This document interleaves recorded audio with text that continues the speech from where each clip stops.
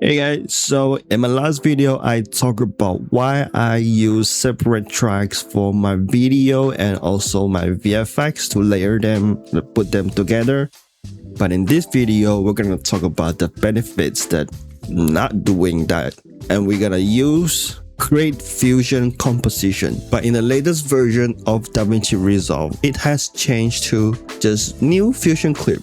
Just right click your footage and new fusion clip, and it's gonna pre-compose your footage and make it into a fusion clip. So the benefit number one, when we don't compose our footage into a fusion clip and we just go straight into the fusion page, the color is gonna look off. And if we try to put any effects on this footage, well, the effect's gonna look fine, but when you go back to the edit page, your fusion effects is gonna be affected by the color grading. But if you right click your footage and pre-compose your footage into a fusion clip, and then now you go into the fusion page, and now we have our colors, and our color right here is correct, and we just gonna paste our effects right here. We can merge them and put our effects right here, and then it's gonna look fine. And go back to the edit page, everything is gonna look, the way we want it is, because Resolve know, hey, this is a pre-composed fusion clip, so we're gonna keep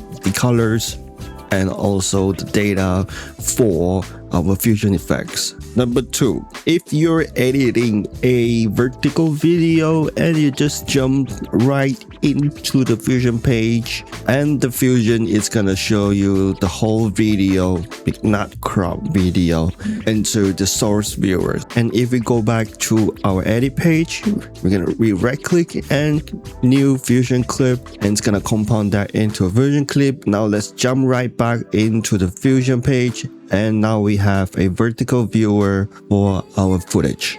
So basically it's just telling Resolve that yes, this is a fusion clip, so we want to work on this, not our source footage. Number three, so if we have our footage and we want to create some visual effects, if we jump right straight into the fusion page and we just start importing icons and materials into our fusion, the resolution is gonna be all over the place. So look at this. This is 1024 times 1024, and this is 512 5 times 512, and this is 129 times 533. And then if we merge them, the resolution is going to be all over the place.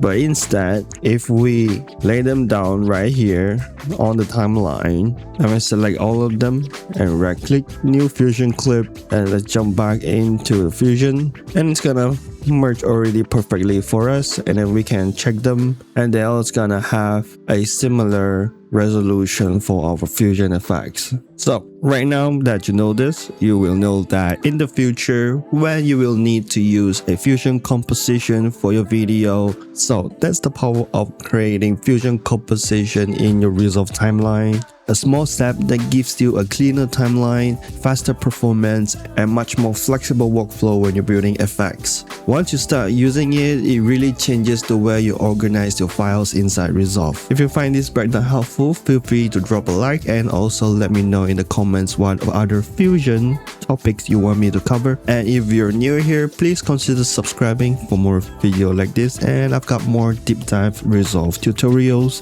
coming your way. Thanks for watching, and I'll see you in the next one. Bye.